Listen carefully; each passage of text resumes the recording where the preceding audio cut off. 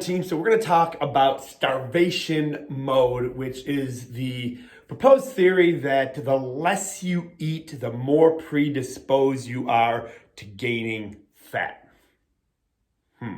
Okay, so if you just repeat that to yourself and really just take some calm and internal peace, you'll realize that it's almost nonsensical to think that. And you can use a lot of what I would consider untactful analogies. You can say, well, if that were true, Africa would be the fattest nation in the world, or underdeveloped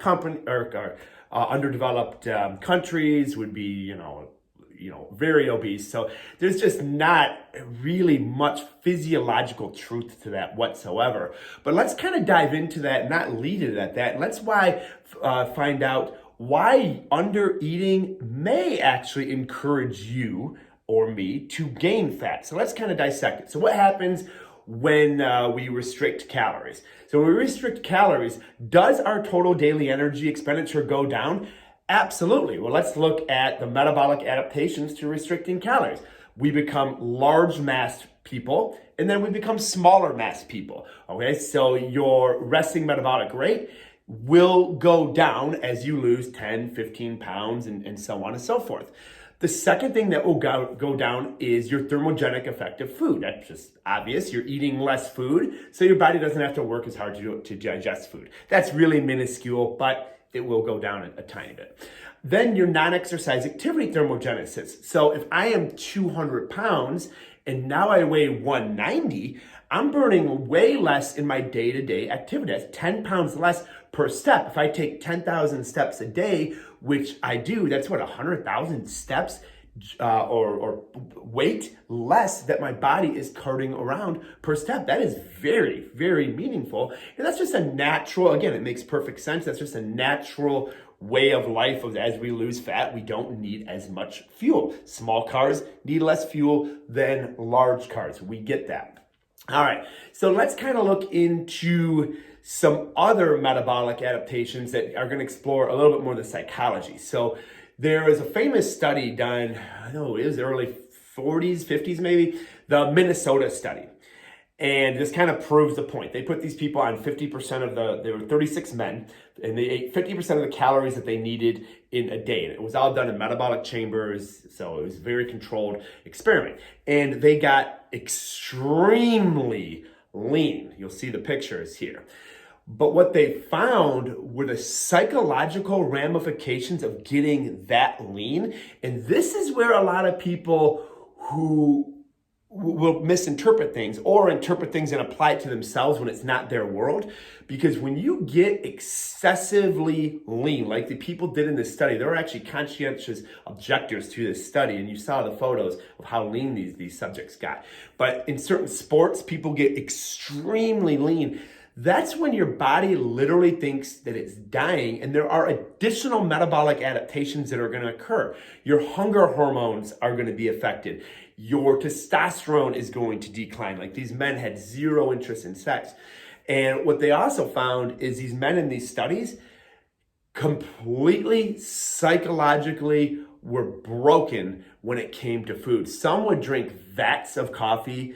Others would chew their food and mix potatoes and everything with a bunch of water so it looked fuller, so it looked like more food. And again, these are nearly starved men at this point. Okay, so these are not overweight men at this point.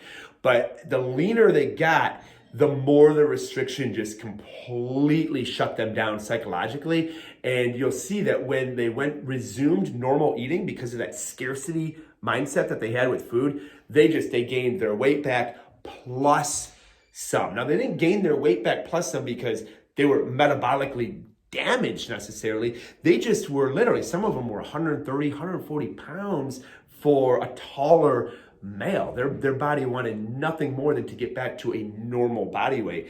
And it was, I wouldn't say uncontrollable eating. They had a choice to pick up the fork or not.